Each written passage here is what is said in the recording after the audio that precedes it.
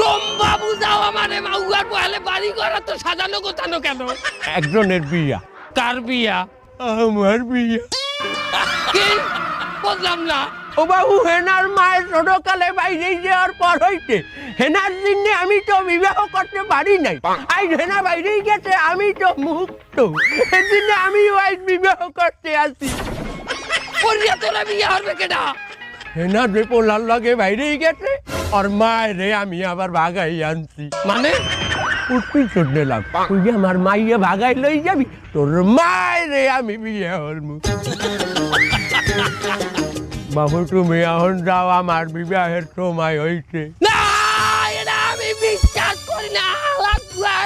বাবু আর বউ, আজ 50 বছর পর আমি বিবাহ করতে আসি, তুই পাগড়ি হালাই তোর তো।